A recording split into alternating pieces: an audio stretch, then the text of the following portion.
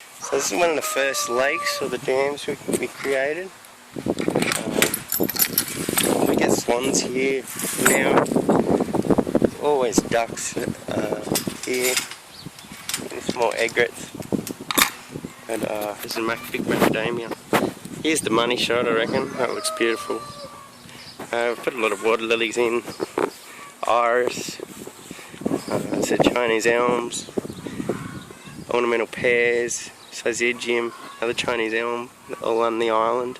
And the birds love that island because it's shut. I'm just carrying this side. Look at the length of these flowers on these macadamia. They're massive. So we're looking for quite a good crop. We're quite far south in Western Sydney, so I'm actually quite surprised that this macadamia's done so well. I'm normally up on the northern borders. So I've got a bridge going across here just to wander along the island. We've made a couple of little islands there just for the native finches to get on so the foxes can't get through. We have quite a few foxes throughout here that come from the other farmland. This big patch of iris is about to burst into flowers, a lot of buds on it. It's a bird of paradise. So we've got more. Over there, there's guavas. There's a line of guavas and citrus. Pardon me, I haven't been too well. A lot of little ducks sunning themselves over the other side. Let's keep going through. These are some cornflowers actually. I need a bit of a drink. I found them growing in the paddock. We've got that big open paddock out there. And there's a lot of cornflower in the last 3 or 4 years. I've noticed starting to come up. There's some island patches through here, just to give a bit of shade, create a little bit more environs for animals. It probably goes all the way up the back there to where that tree line is. And every single one of these trees on this property, the property before was like that. It was just a vacant tree there. It was a vacant paddock. So all the gum tree, all the eucalypts down the side, all the ones you can see down the back there, all the ones right through, all these trees right through, they're all 7 years old. So you can pretty much save any area with a bit of water, some swales, good use of water and maintenance, and at least the first 3 or 4 years you can get everything to go quite well. There's a little island we made with a moat, just so we can build little areas where birds don't have to stress out about predators, and we can pretty much be guaranteed over the years that the population will just keep increasing. There's some ducks over there just taken off. Got a whole mixture of different coloured water lilies here. Here's some nice yellow ones. It's a bit hard to see on the camera how yellow they are actually. There's some willows.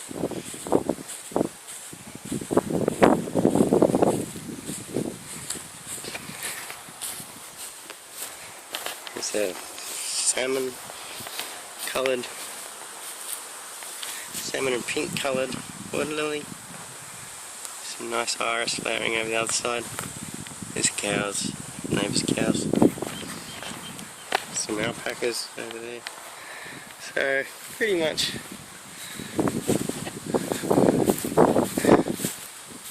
it's going pretty well. It used to be a series prior to colonisation. We're near Windsor in Sydney, so this is one of the first areas after Parramatta. There's a kookaburra just taken off. One of the first areas up after Parramatta and Botany Bay that was colonised.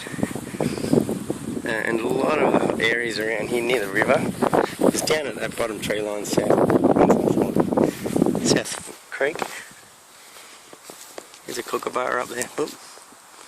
He keeps shining off. I'll try and get a picture of him.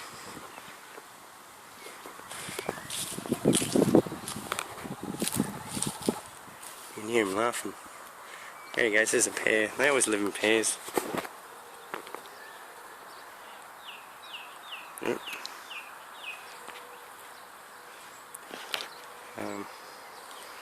Hey, Mr. Moo Cow.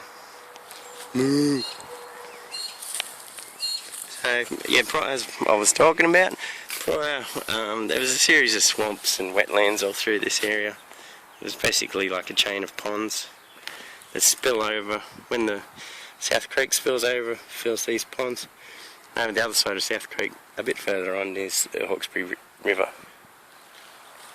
So, hope you enjoy it. Hope you get a little bit inspired, because it's actually beautiful.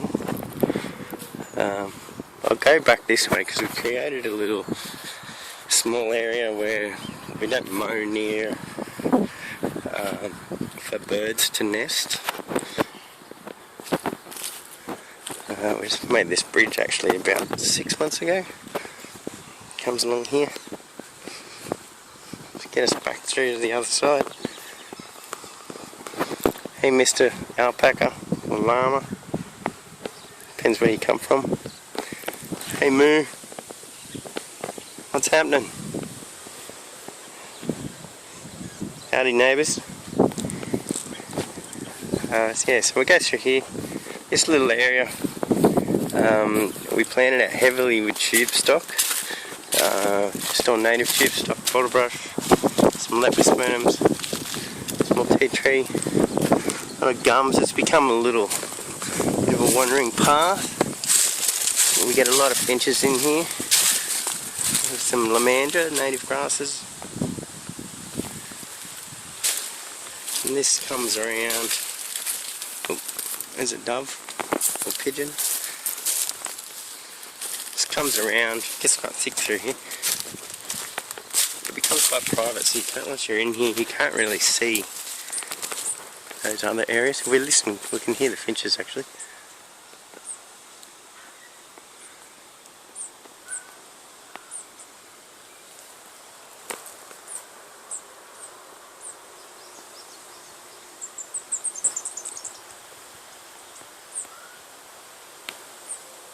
I don't know if you can hear that. Whenever you want someone to hear something, it always stops. Yeah, so this comes back in behind the first barn that we showed you. This is where we hide our pump and everything for the irrigation. Just got a door there at the back, so yeah, it's quite private through there, and it's a great little habitat for birds. Comes back out down here, down to the second tier of the pond, on the other side of the island. So we'll just come back through here. It's the back of the olive. Got some olives last year, except the birds beat us to it. It's one downside of having so many birds, they love everything around here. So just looking back up the yard. This is the grape trellis we put in last spring. There's that lizard, look out. And yeah, just to wrap up, we'll just do one more pan around. But having this water here is just, there's a big dragonfly actually. Whoop. I don't know if you can see him. Having this water here has just been the number one element that's really made this place.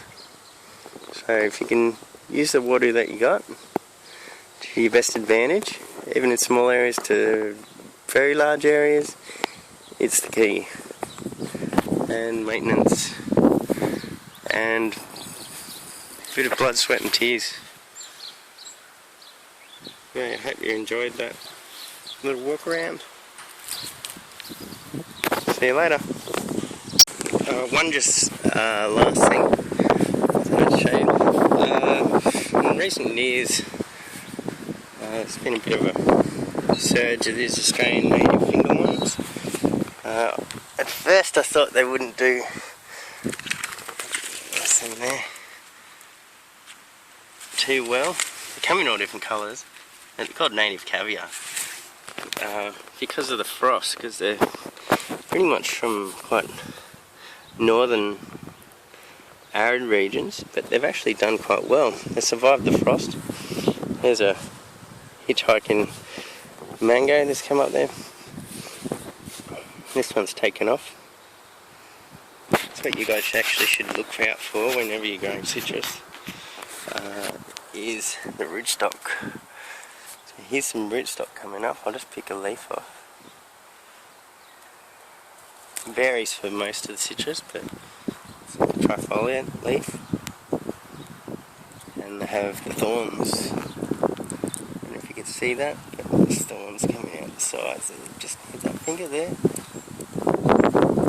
And that's coming off down where the rootstock graft attaches. Just break that off, because we don't want that. You can see, and once it starts getting going, it's quite vigorous. That's just this season, and it's only been warm for, I don't know, 8 weeks maybe. Hello chooks. What are you guys up to? Get down and say hello to your friends on YouTube. Hello. Hey Spotty. Okay, catch us.